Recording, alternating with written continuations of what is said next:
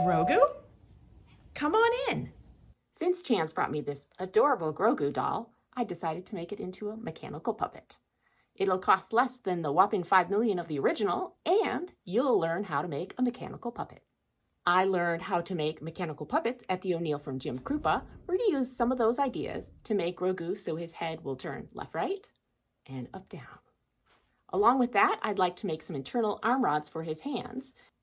With internal arm rods, the rod is not visible from the wrist, but goes inside the body and out the bottom so you don't see it.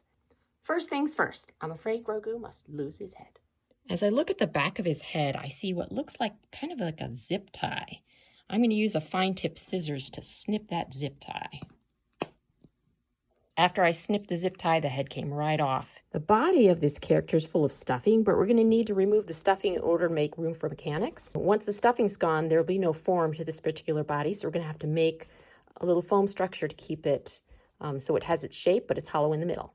Now that we've gotten the head off the body, let's put it back together, but with a mech. I created a schematic for this particular mech, so you can see a back view, a side view, some close-ups for the different aspects of the mech. So first things first, the head that you have for your doll might be a different shape than mine. One thing to notice about the one that I have, it has an open mouth. Some of the other ones have closed mouths. The bodies also differ. So the doll that I got has a fabric hand. It had no feet. So depending on what model you have, the head might be different. So I purchased one from Target that had an eye blink. It also had a closed mouth, and the dimensions of the bottom were slightly different. So I included in my user guide the dimensions of the piece that I created in order to create a head base for this particular doll, where it fits in just right into that opening. But if you have one of the other models, like the Target one with the blinky eye, this will have to be a little bit bigger. These the cylinder sections on the top might have to be a little bit bigger in order to slip into this hole. So I put the dimensions on there. You can either increase it a little bit on your slicer, use a little algebra to figure out the difference, or you can change it in Tinkercad.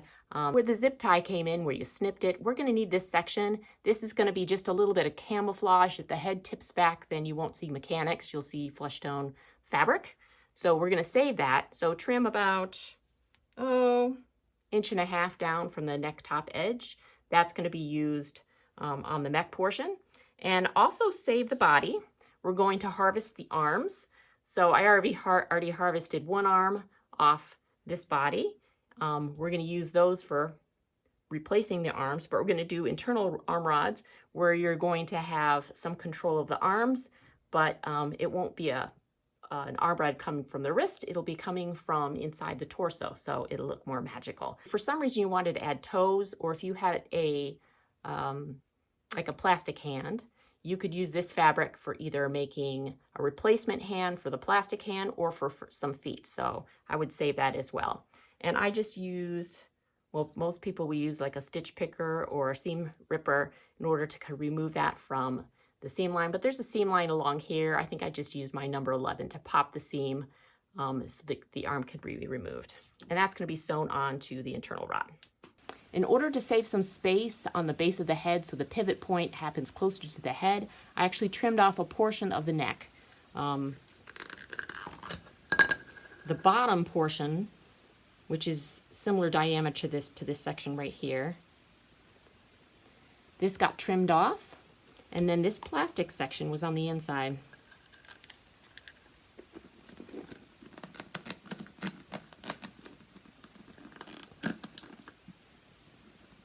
So I actually took an X-Acto knife, got in here, trimmed around, and then this little center section made it a little more obnoxious.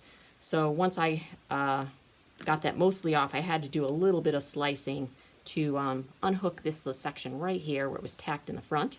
But if you take these two sections off, the 3D printed part actually is the substitute for that. It gives you the equivalent of this section we got trimmed off, but slightly smaller so it can pivot easier within the body, and a little section for the nylon nose gear block. So that will attach to that little section and become our pivot point. We're going to add this block here, at least just temporarily, or you can epoxy it in. I'm going to just do it temporarily because I don't know if I'm going to have to refilm. Then I can redo these steps. So basically I used a little bit of gaffer tape to put this head base in and just secure it, because we actually have another securement method, and that's to use the old neck from the body.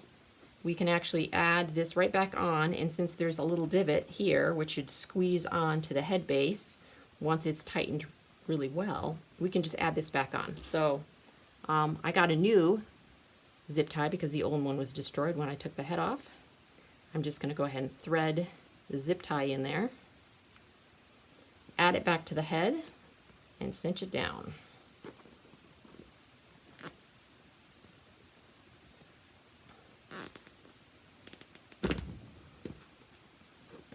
Want it nice and tight. I'm going to hide our tape and set it right where it was originally.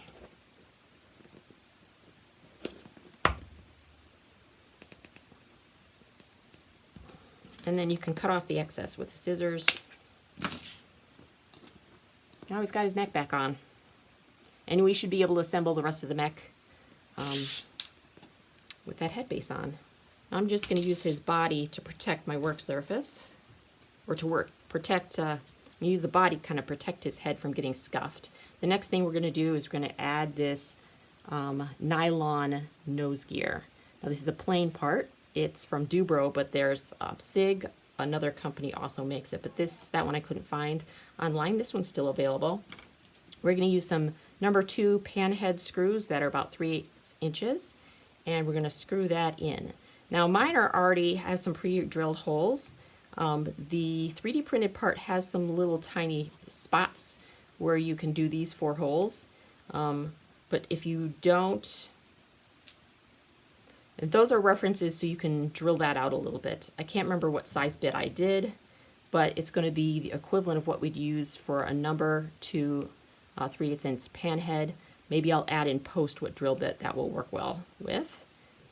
So use a little jeweler's screwdriver to add that.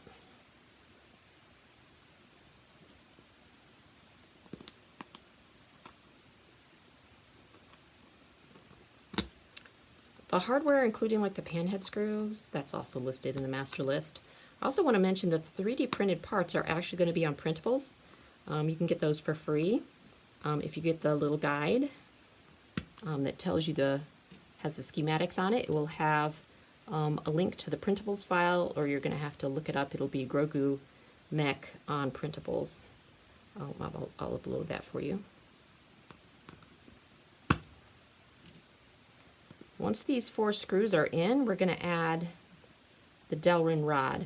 Now that rod, I'm kind of, to make this video shorter, I actually have everything measured and cut already, so just to make this video shorter. But you will need some tools in order to cut the Delrin rod. I have a jigsaw that I used to cut mine. Eventually I hope to get a scroll saw. But Delrin's really soft.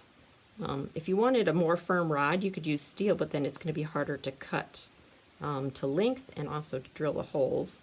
I'm also just used what I had on hand. So the Delrin rod is what I had on hand. And it fits this gap. So that gap is close to 8 millimeters, and this rod, I think technically it's not, it's like 5/16 or something. It'll be on the list. But that gap is close to 8 millimeters, so I got 8 millimeter Duracollars to thread onto that. The next portion, and this is already I drilled a hole for this. This will be a little tricky to drill. I did this on a drill press, but if you have a vise and you do a little punch with a punch tool in the spot where you want it, that will help create a spot. The punch tool is even hard to do on the Delrin rod, but if you can create a little nick where the drill should set, that will help keep it from sliding off, just like this punch wants to slide off. So this is a little tricky to drill, but doable. So mine's slightly off center because it's rough to do, but it's totally functional that way. This is a little piece of rod. Get my materials list out so I can tell you the dimensions. 5/32 piece of wire. And we're going to have a Duracollar on there, 5/32. Thread one on there.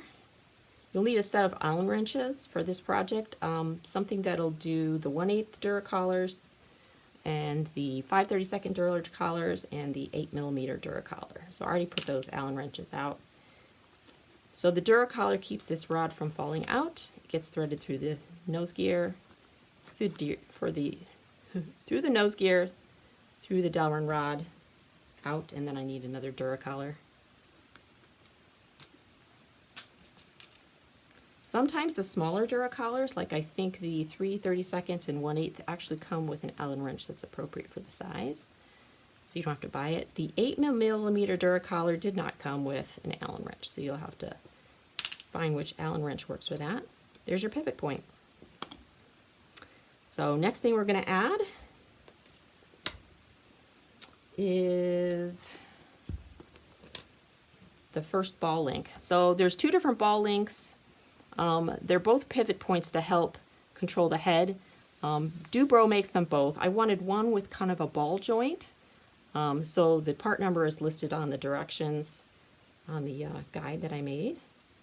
I also pre-drilled a hole for that.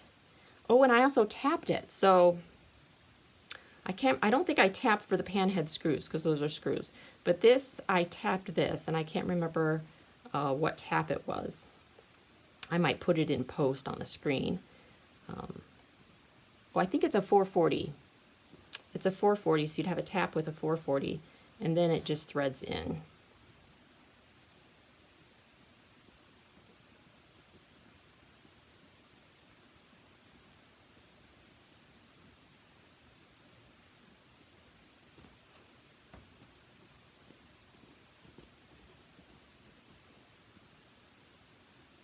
Now if I had a little pliers, I do have a pliers. You can thread that down just a little bit tighter.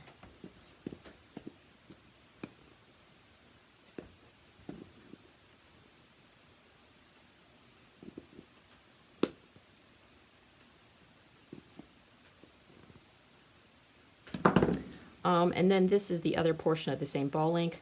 The threaded rod is going to go in there. This is 440 fully threaded rod. Dubro makes one that's not fully threaded, but you're going to need such a small length that the 12-inch ones with the threads on the both ends, that's too long. So if you get the fully threaded rod, you can shorten it down to this, which is 4 1/4 inches. You might need a pliers for this too.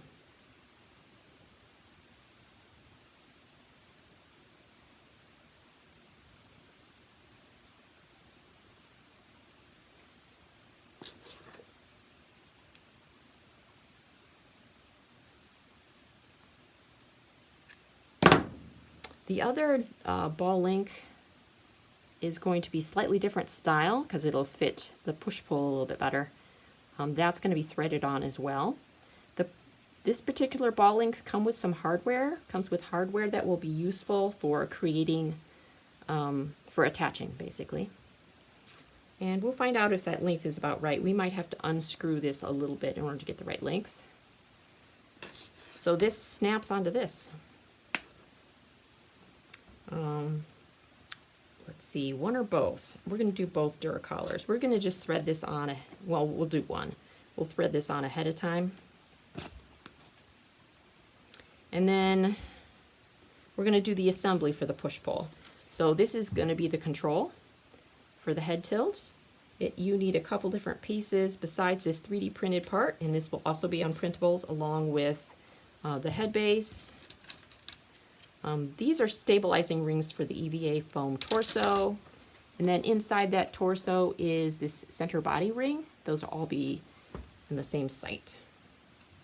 So you'll need this little tiny wire. This is a 1/8 inch rod that's been cut to size, and it's about 1 inch. Put a little Duracollar on there.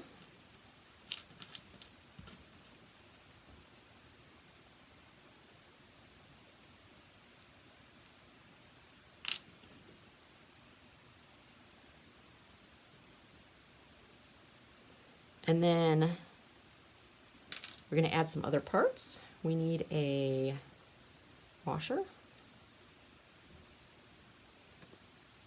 And then there's notes on the schematic that shows you where it should go. So you could actually just measure on the schematic how far that's going to be, because this is to scale. I've already pre-drilled the hole. It's going in the same direction as the hole for the nylon nose gear. We're going to go Duracolor washer, washer, push-pull, another Duracolor, 1/8 inch. I must need to back out my set screw.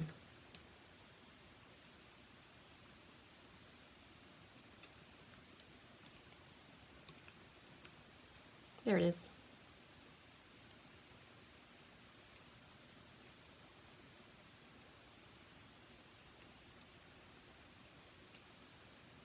I'm going to snug that up a little bit. It gets a little loosey-goosey if you don't make it kind of tight.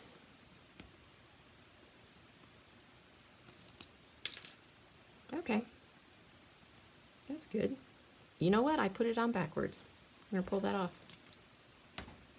The reason I say that is I just pre-drilled the hole on the other side, so I'm just going to flip it.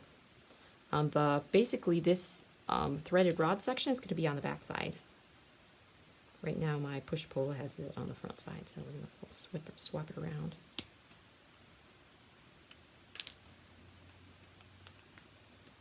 That hole you'll also have to drill.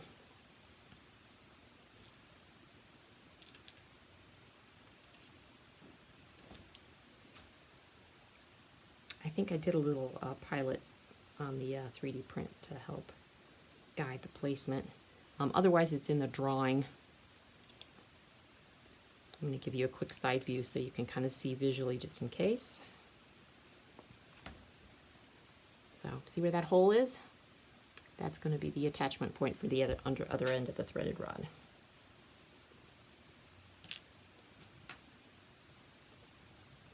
So this goes to this now. Get the orientation right. I'm going to check to see if the length of my rod is correct. I might back this out a little bit.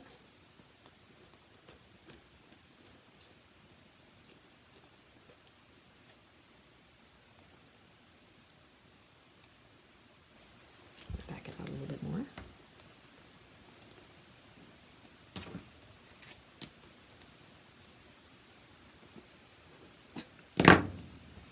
I don't mind if it's not quite level, because I can kind of teach myself to manipulate it whichever way is most useful, and I had it this way last time.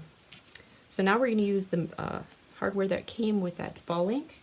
It's this little tiny 440 bolt, but we also need some washers. My close-up, yep, shows how I did it. I have an aerial view of the push-pull assembly, and that's got the directions for how this goes together. Through here. I think I forgot a washer on here. It's actually still going to work. I had another washer listed under this this 1/8 Duracolor. Honestly, don't think it's going to make a difference. We do need these Teflon or plastic washers here for the pivot, but this push-pull can move with the Duracolor. That's fine. So we're going to ignore that for now. This goes through this hole.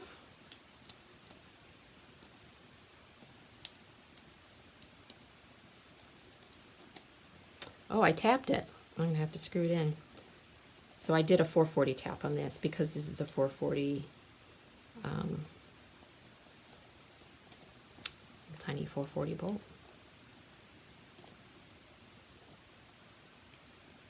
And then it came with its own little spacer and a little tiny nut. So we're going to add that. Basically, that's head mech. So I don't have the ball joint on it. This is going to help control. So I'm going to just pop this on without gluing it in so I can have better control. There you go. Now we can tip the head. The body ring is going to make it so you can rotate the body independent of the costume. But right now we have a head tip. And you can place your fingers in these spots to help control it. The original design, I put springs from this base down to the Delrin rod to help kind of control the descent, because this is actually pretty heavy head for a mech. But I found it complicated the design for beginners, and I could get the control I wanted just with this. So we're going to go with this simple design. This 8mm Duracollar, which we really haven't touched yet, I put it on, but it's supposed to be part of how this rests within the body. So we at least did the assembly for the head. We're actually going to have to take these parts apart because we still need to thread it through the torso. But I'm going to show you how to make the torso out of EVA foam, and then we will assemble the whole thing. But at least now we've got our little head tilt. So as a part of the mech user guide, I also have directions for the EVA torso. Those you can cut out. Make sure to print everything to scale, because then the pattern will be the right scale for your head. I'm going to go ahead and use my homemade pattern pieces, so I don't have to cut that out yet. So this is only 1/2 of the pattern. You're going to have to either print 2 copies, or you're going to have to trace a section and then flip it over so you can get a full pattern. So this is the back, this is the front. This is where your arm's going to go through. These are where the internal rods are going to go. If you go to the craft store, you can get this thicker craft foam. This is a huge sheet, but it comes in 9x12s. This happens to be larger than that. I get both pieces on here.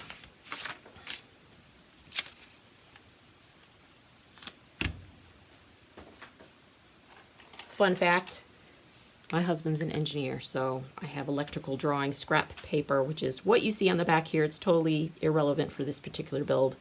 I just like to reuse materials when I can.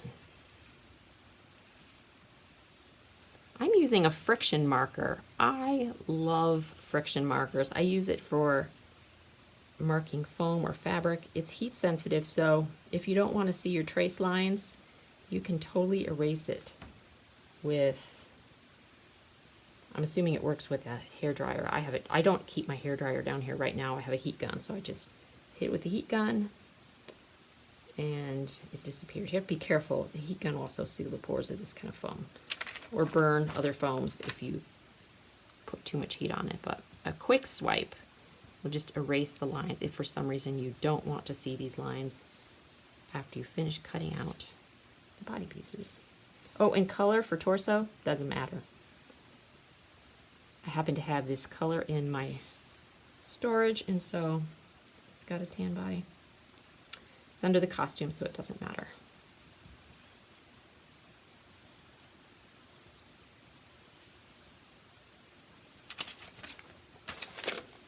And I'm going to cut those out with a craft knife. This is like a number 11. We call the name brand's sometimes called X-Acto. This one has a nice grip. I don't even know if they make this. This is the Westcott brand, but it's got a nice little rubber handle.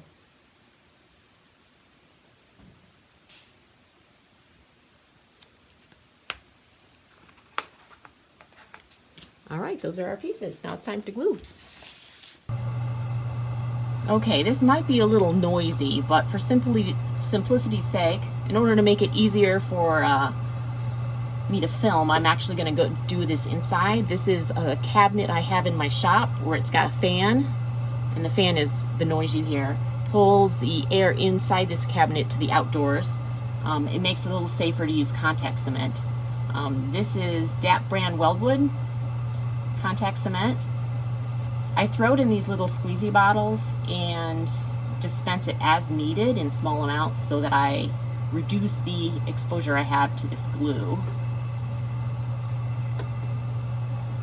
I use a little piece of scrap foam as kind of a paintbrush to dab this on.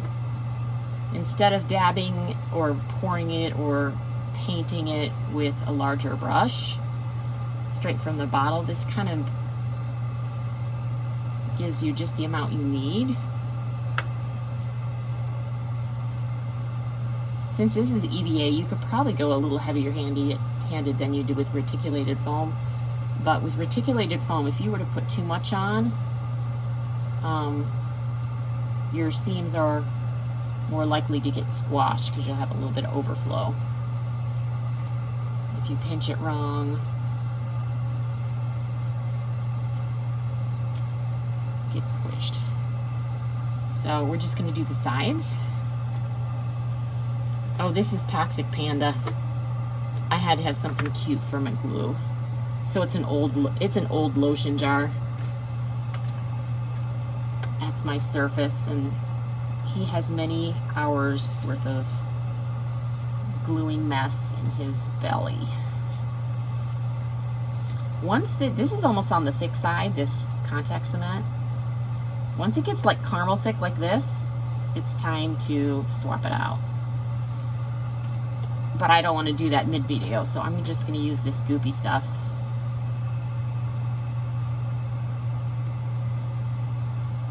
It should be fine for this craft foam. And if it's a little messy, it doesn't matter too much, it's going to be hid under the costume.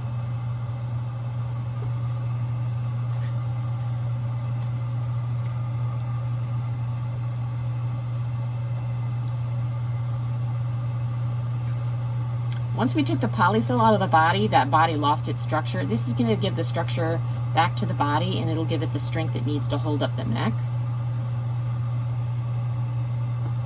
and create a pivot point for the internal arm rods. Hopefully this doll will sit pretty. Well, I kind of know it will because I put this together once already. It will sit pretty on the table. It's going to be kind of like a tabletop puppet, and we want it to be stable on its feet instead of like tipping over, because we end up adding a little extra weight when we add that mech.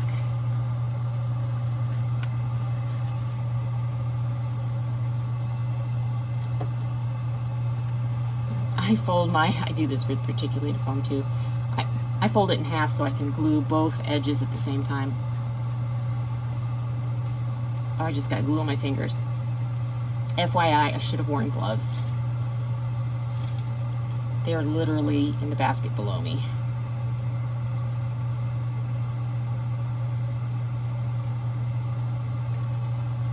Maybe I'll quick get that.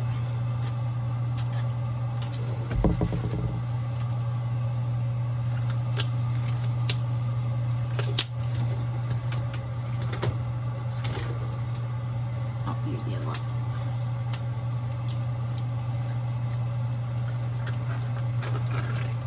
There, safer.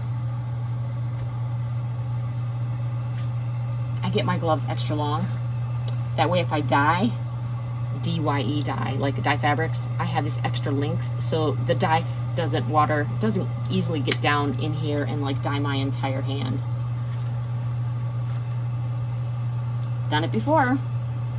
It's always lovely when you go to a social gathering, especially a formal one with like blue, purple hands. It's a good conversation starter.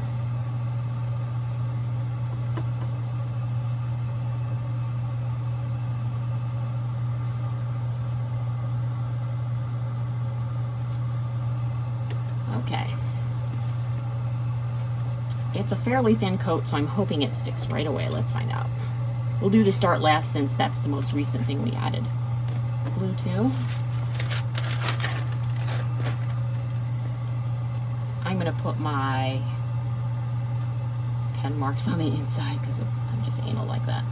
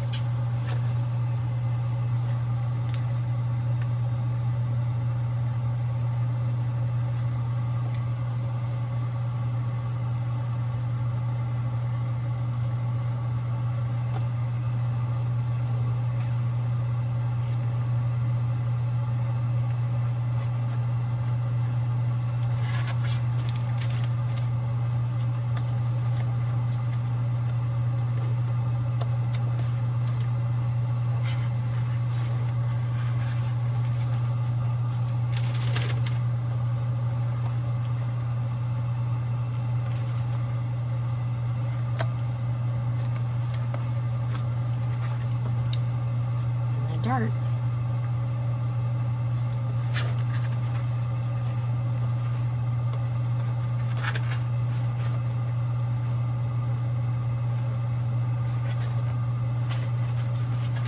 Now, one reason I made these 3D printed stabilizing rings for the neck and the base is to kind of make sure that this bottom ends up being a circle when it's done, and this top ends up being a circle, because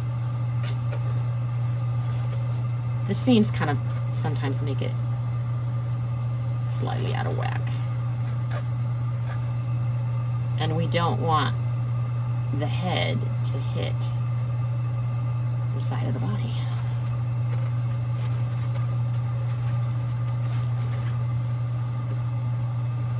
Actually, might get those now. Let's glue the top and bottom in. Or at least demo them. I might do these with hot glue. So this little ring.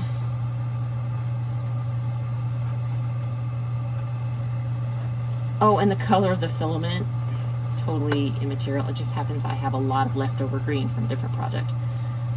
So I wasn't trying to match Grogu's head or anything. I was just using the filament I had. So that could be glued in the top to make sure that's round. This ring would be glued into the bottom to make sure this stays round. And it also increases the surface area in case you're gonna, like, say, drag this doll along the floor by a little filament to make it look like he's walking. That'll help keep that shape there. So I think I'm gonna do that with hot glue. But if you wanted to do that with contact cement, you could do that as well. I just want to make sure I can wrestle the internal body ring, which will come into the center. I want to make sure I can wrestle that in there without the sky in the way. So I will do that later so I can get out of the stinky booth. Now we're going to put in the other 3D printed bits into the foam torso that we just glued together. The center body ring is going to go in the middle. I sized it so it's just a little bit above the arch in the body right here. Shove it in the hole pretty much as far as it will go, and make sure that that arced cutout, the arced cutout that's here, is on the side where your hand opening is. There. This is also going to go up here. There we go. I think I'm going to just tack in certain points.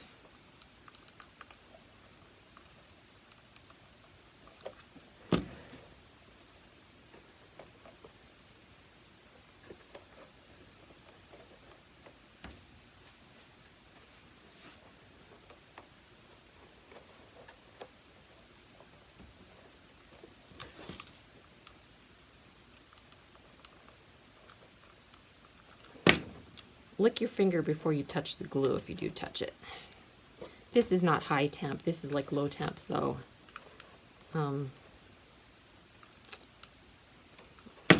you won't burn like you do with the hot temp ones. Okay, for this guy, we're going to glue in here. It can be messy.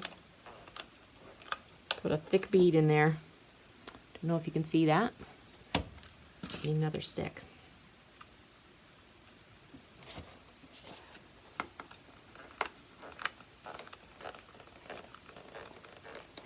I know this stays put because I ripped apart my prototype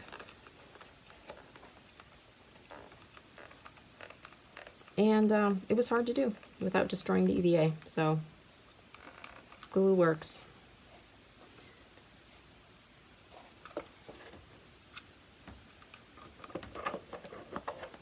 Let's see if we can get it from this side too. All right, we're gonna call that good for the center ring. The bottom ring goes here.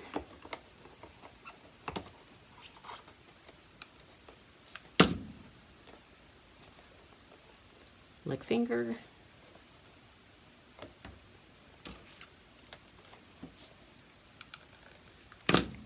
Lick finger.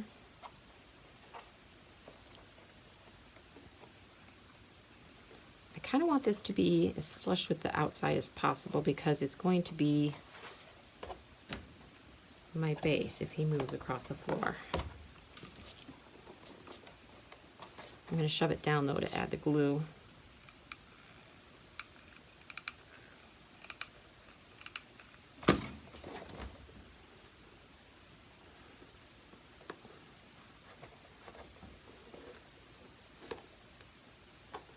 Now we can insert the head mech inside. But in order to get it down that center hole, we actually have to pull this guy apart. So I did the assembly instructions for you just so you could see how it goes together, but we actually have to pull it apart. Good thing is it's just a few set screws. And it's the set screws that are holding it to the Delrin rod, not the push-pull. Because you're going to thread this down the arch hole, and then this gets threaded down the center hole. And the reason we have the other Duracollar is so that we can secure that center ring right where we want it. So we'll thread this down. We're going to thread the push-pull through that opening and the Delrin through the center. And then adjusting that, we have to adjust the Duracollar that's on the inside so the head sits right where we want it. So I want the facing or the flashing, whatever you want to call it, that's off the neck to tuck in, and for the head to set. Oh, it might need to go slightly above. We need to have a little bit of tilty action. So to get that, I might tighten down the Duracollar for the top. This is going to be setting above that center body ring. Then the other one, the other Duracollar, will set below the center body ring.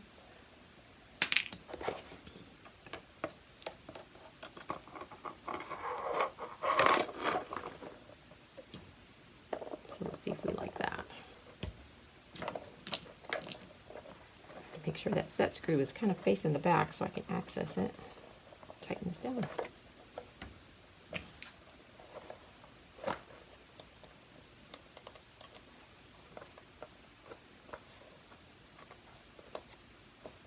Oh, you know what?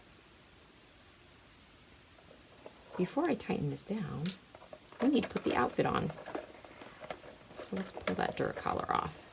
So the outfit hasn't been modified at all, but it is going to thread over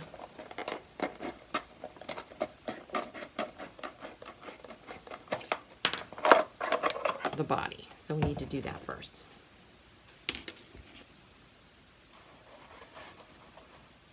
That'll make sure our neck placement's in the right spot too. Okay, while I was pulling that mech out of the body, this totally fell off. So we're going to epoxy this together with 5-minute epoxy. So I'm going to sand the contact surfaces right here with some sandpaper. Just scratch it up a little bit.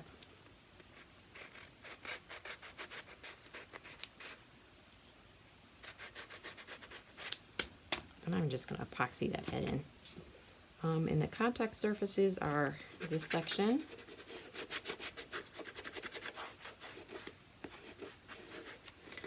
And this section.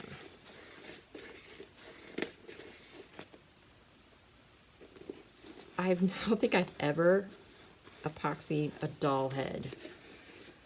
So we'll see how this goes.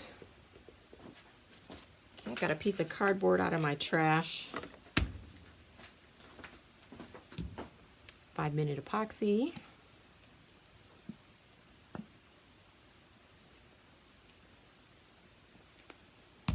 Equal amounts.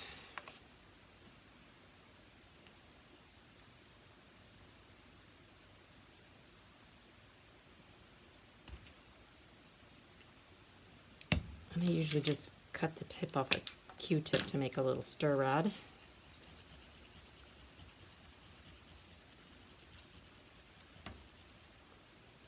I'm just going to load that on. We'll have to wait 5 minutes for that to dry before we continue.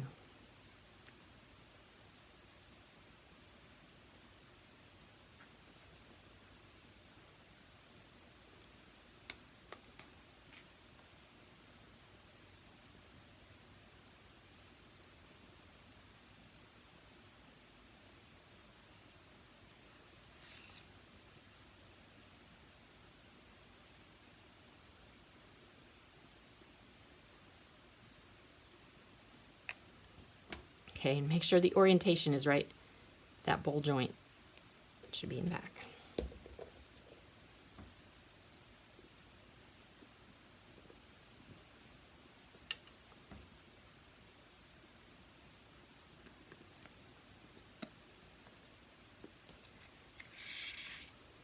I have to head up.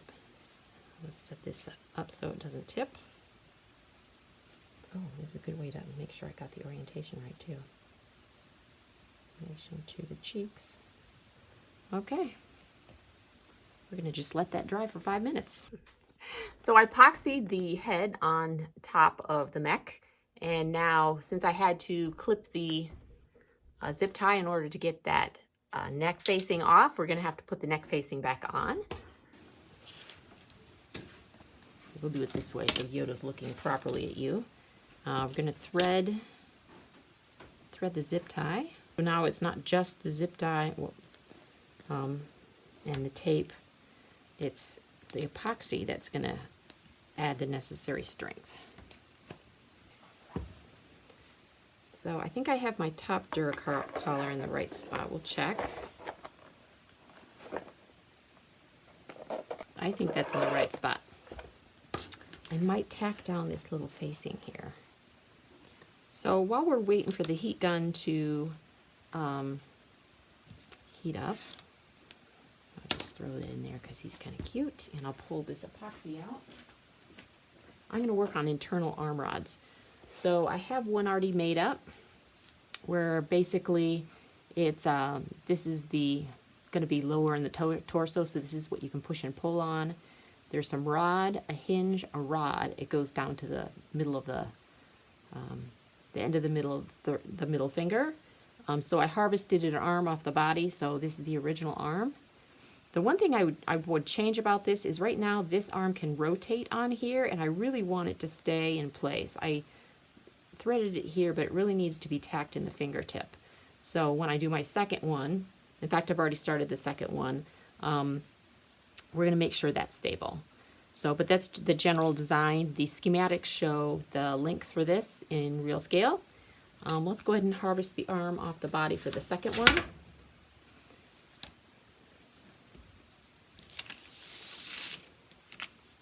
I think I'm going to just use a craft knife.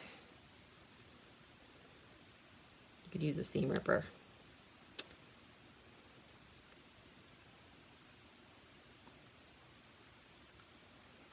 There's different things you could do. You could do, for this one I just used the arm as it's made by the manufacturer. For the second one, I wanted to test to see if you could put armatures in the fingers so you could change the hand position. So I actually already did that. I didn't remove it from the body, but I did make a little foam embedded armature.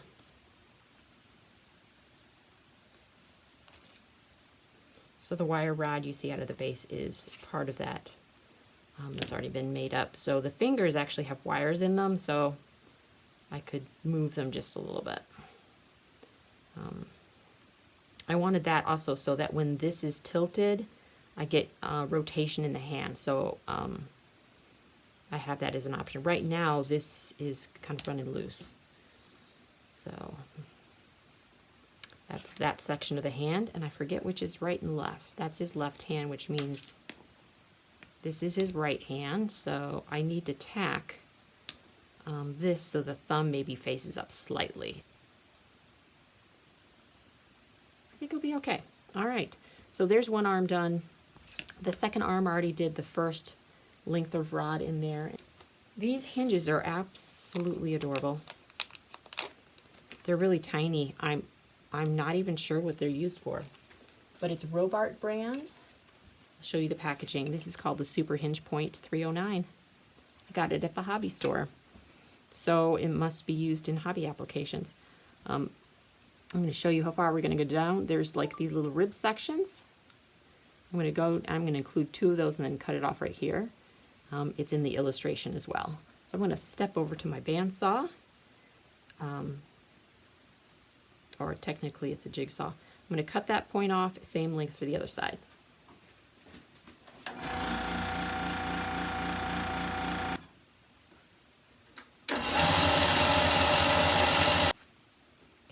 shortened it, and that's basically so I have a flat point for my drill bit to go through to pre-drill for those little rods. I'm gonna go find the right drill bit for that. This is a 5/64 drill bit.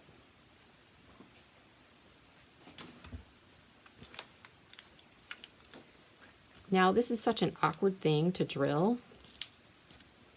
I put this in my vise to drill it because it would be kind of dangerous to do it right on screen. So basically I'm going to clamp it in my vise like this and drill down. So I'm going to do that off screen. This one's still going. Okay. See if we can get my arm rod in there. I might have to use a slightly bigger drill bit. Or I'm going to sand the end of this.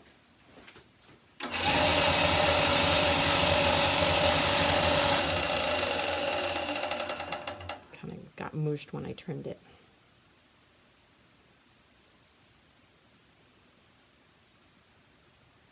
Yep, that'll work. Okay. I need one more piece of wire. In fact, I think I'm going to pillage this one. And I'm going to use the schematic to help me figure out the length. So this is the one in the guide. And I can just trim that right about there. Ordinary wire cutters won't do for this, so the bolt cutters will.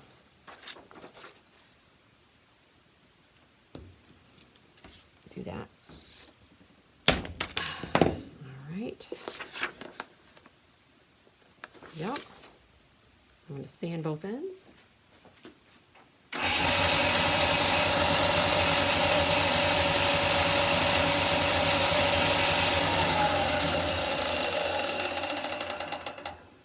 The bolt cutters tend to smoosh the wire, so if we sand the ends, it'll go in a little easier. Yep.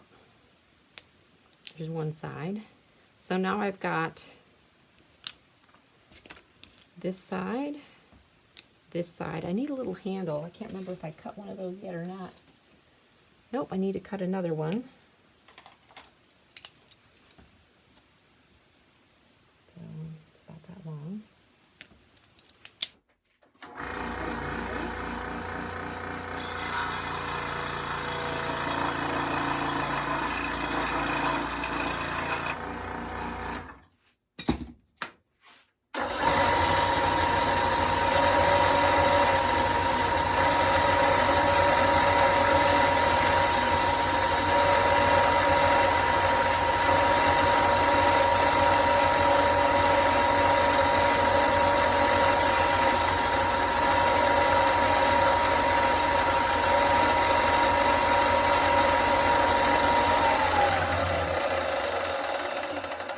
That's that little tiny piece there. I need a little hole in there. So I'm going to drill that out.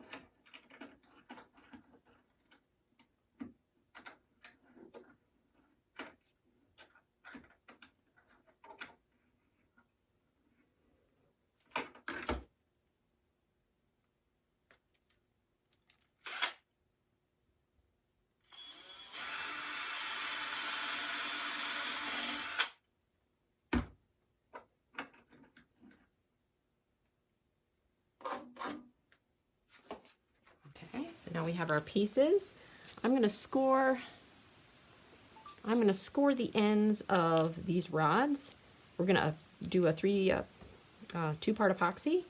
And if I score the ends of those rods, it's less likely that this will twist while it's in place. So I'm going to show you how I'm going to do that. I'm going to clean up my workspace just a little bit. I think more clearly when my workspace is cleaned up. Oh, we were waiting for the hot glue gun for this, and it's warm, so I'm going to quick do that a second. Then I can clean the glue gun out of here. You know, if anything, we don't need that MAC flashing to interrupt that ball link. So I'm going to cut it shorter there. Lick my finger.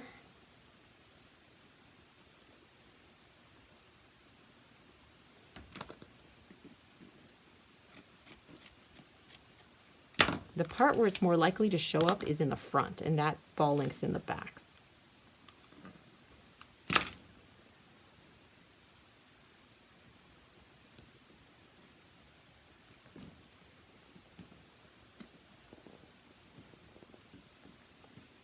right. There. Now it won't kick up, show outside the costume. And I can put the glue gun away.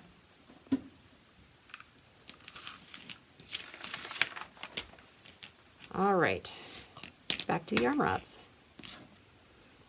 Here's our completed one. Now you could do this a couple different ways, but you know what? I'm going to use the Dremel because I already have it ready to go. But if you didn't have a Dremel, you could use something else, like a little tiny handsaw or a file, something to nick and create indentations where the epoxy can sit in and create it so there's no rotation in. I love the looks of the sparks.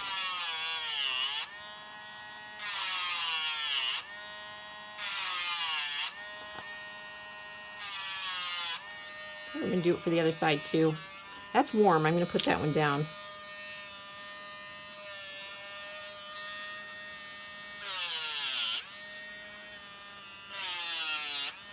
This is almost the equivalent of sanding for adhesion, but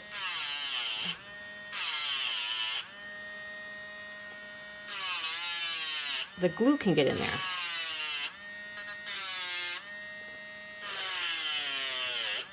So you don't want to go all the way through, but you can probably go a quarter or a third of the way through. Now this just should cool down. I can do this side on here.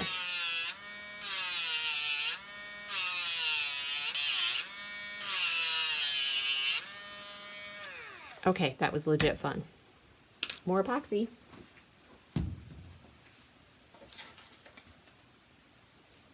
Okay. I know I have epoxy on here, but this is all cured, so we'll just put a new spot next to it.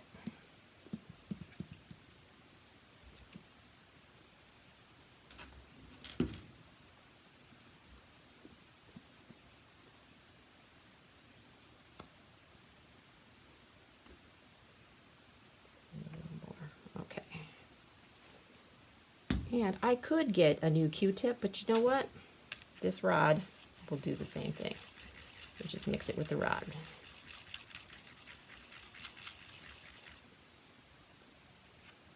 And we're going to roll a little bit on there. And let's put our knob on. You know, I didn't dry fit that to see if it works. It's a little tight, so I'm going to ream it out with a drill. Let's do this one instead.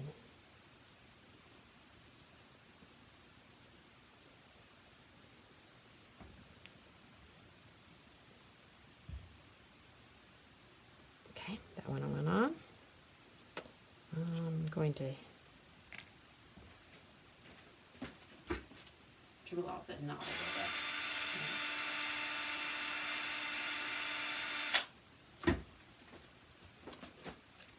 I'll be smart and dry fit that before we put that on.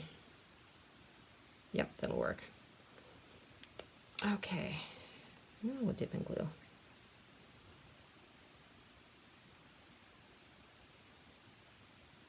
Okay, so this guy, dry fit it first, make sure it goes. It's tight. I'm going to ream it a little bit.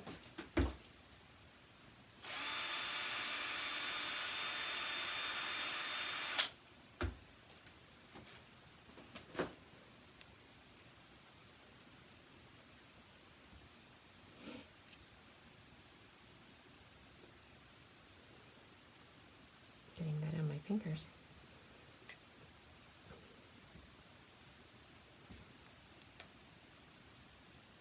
Okay, that needs a 5-minute dry time. Oh, and I gotta remember thumb orientation.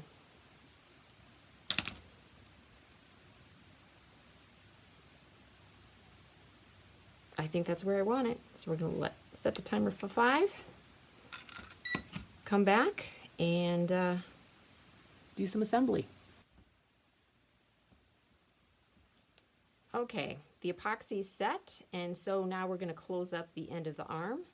Oh, you know what? I didn't drill the little tiny pinhole here, so I'm going to go get my little pin drill, and we'll drill that in so we have a place to secure. Okay, The drill bits, I was trying to figure out the size. This is like listed on here 61 or 62. What that even means, I don't even know. But look how tiny it is. It's kind of, it looks like a sewing needle. It's so very tiny. So that's why you don't, well, I think I have put them in the drill. Your drill might not even hold on to it very well. So like my pin drill, oh, I got to put it on the other side. It's so tiny. One end of the drill does larger bits and this one does smaller, so we'll put it in here. And then I think this rod only goes down to here, so we can put the hole anywhere up here. And the plastic's pretty soft. So I'm kind of just twisting back and forth to make that hole.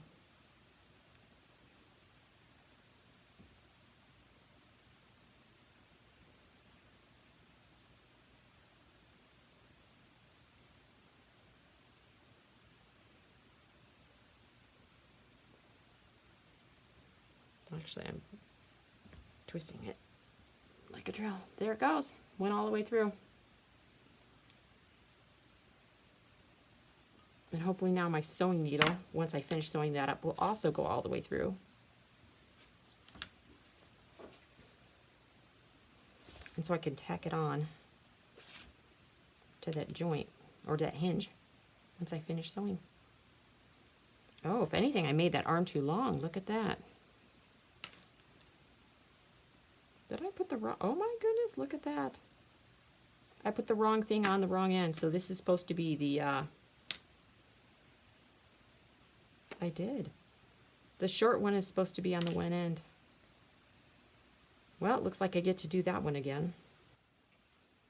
Okay, this is set up for 5 minutes. It's the right length, so I fixed my mistake. Now I have to do, I still have to do the new hole in here.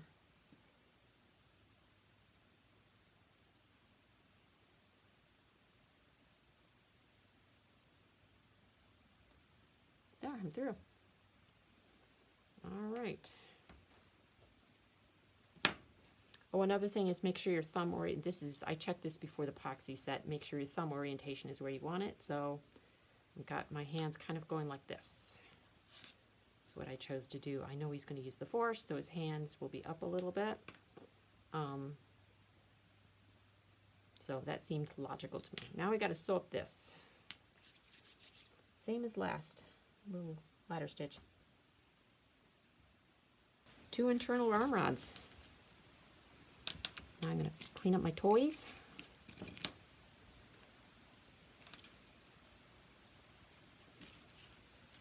Because these little bits, easy to lose. Off screen I have a bunch of little part caddies. Okay, I don't think we need our reference anymore. Now we can start to install these arm rods in. I think we want to thread them before we put the head on. Make sure we got the right hand.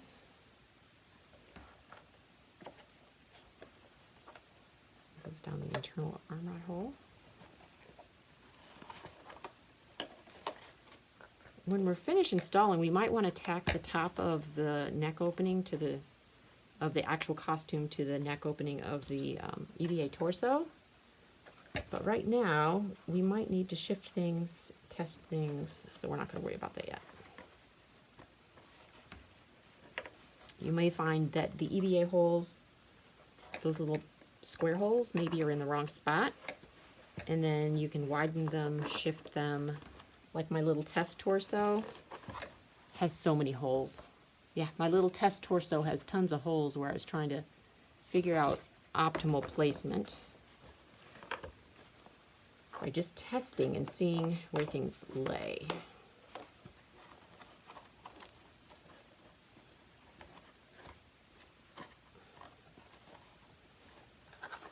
There we go. We got some arms in. Let's see if we can pull on the little rods. Yep.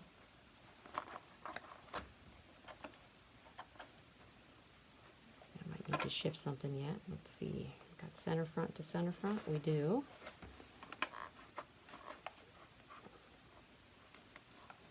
Okay. There's the up arm movement.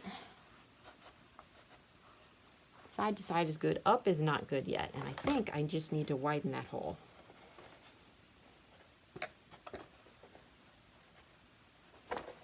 Let's just pull this off.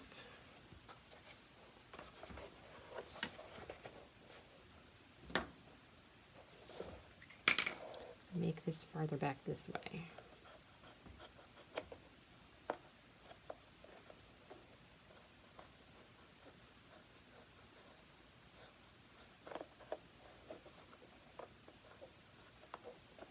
There. Right towards the back.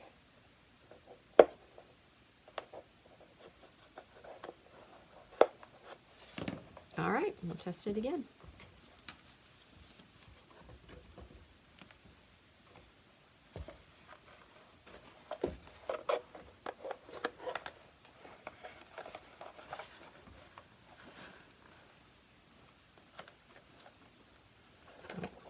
Threaded that wrong.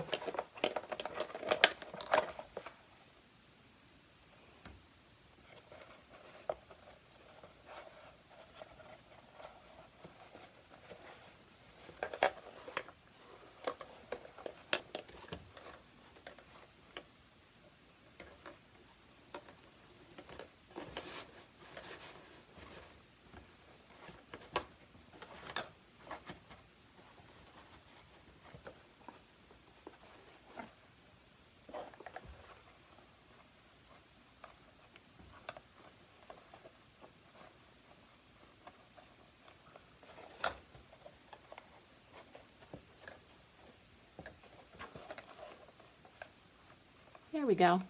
Now I got the up movement I want.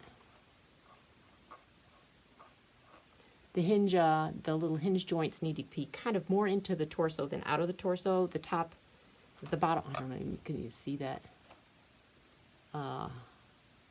Orientation for that one. And then the top arm of the hinge joint is heading out the hole. So then you can do the up, side, for both. Side, up. Get the material out of the way a little bit.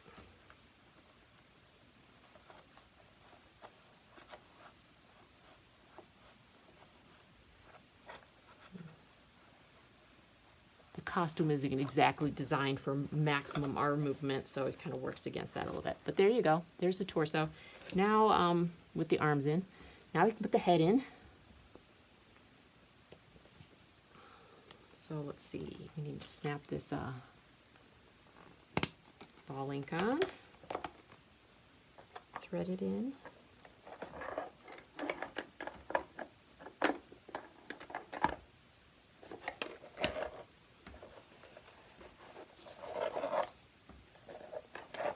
We need an 8mm Dura collar.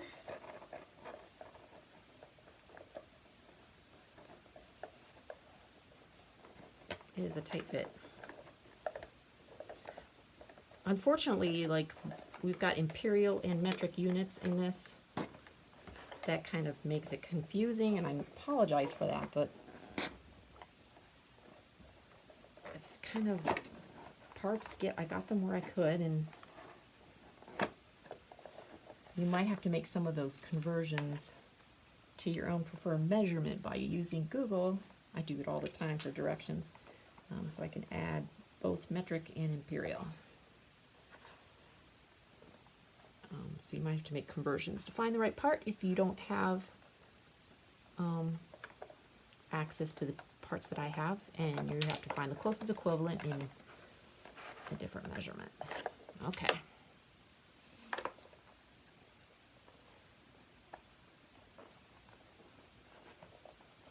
I readily admit metric is superior for this kind of thing, but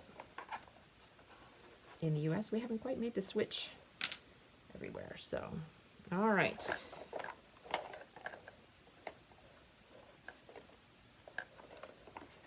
This is going to be hard to see, which is why I did the assembly before without it in the torso, so you could see how it looked.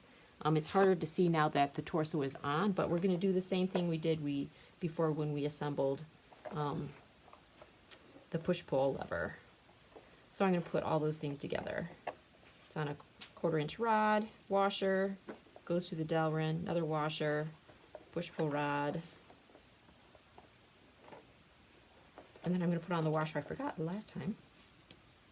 I don't even know for sure if I need that, but I'm going to put it on. It's in the photo or in the schematic.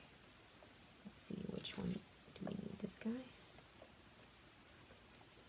Nope, a little Allen wrench. All right. Now I need my front-facing camera so we can test this. So I'm going to stop the video for the downward view, but the only thing we have left to do is put this knob on. So we're going to do a test because if we need to lower the head, this is the time to do it before everything's secured. So we're going to test the head movement. So head moves nicely, left, right. The one I was concerned about, and this will deter the Dura collars where it can make this adjustment, is whether up, down. See, like right here, we're exposing too much neck. So I'm going to shift the Dura collar, both Dura collars up a little bit, which will sink the neck farther down. So front view, it looks okay, but once he tips his head back, we see almost a little bit too much costume. So good thing we didn't epoxy the ball on, because that would have made a mess. Because at this point we can pull everything apart, which I'm going to do, and I'm going to just shift those Dura collars and then I'll get back. Okay, so I tested. I like where the neck is at in terms of shift left, right, up, down. I'll have them face more to camera. Up, down. And then the arm rods. Use the force, Grogu. So at this point I can epoxy in the ball. I have a suggested wooden ball. This just happens to be a scrap I had in my shop that would work well for a control knob. And but you can use a little egg shape. So I listed one in the materials list, which would be this similar size shape to this. You'd have to just cut off the top of the egg, drill a hole down the center like I drilled a hole down this plastic knob. So I was thinking about how I said to epoxy that little ball on the bottom of the Delrin rod. Don't do that. You could never repair it. So what I did, I'm going to show you. Screw, the same screw that I put into the nylon nose gear in the top of the head, same screw. A little 1/16 bit pre-drilled. Put that screw in, and that's going to be my attachment method versus the epoxy. This means this piece can come off if I need to adjust anything. So he's ready to go. I do want him a little bit taller, so I'm going to print another one of these rings. I got my printer going right there, so it can print one more. I want him a little taller because this right now, this control knob extends just a little bit below the torso, and I want it to be exact length so that I can kind of do tabletop operation, have him sit right on the table, and still have access to all the controls and make him move. So there he is, guys.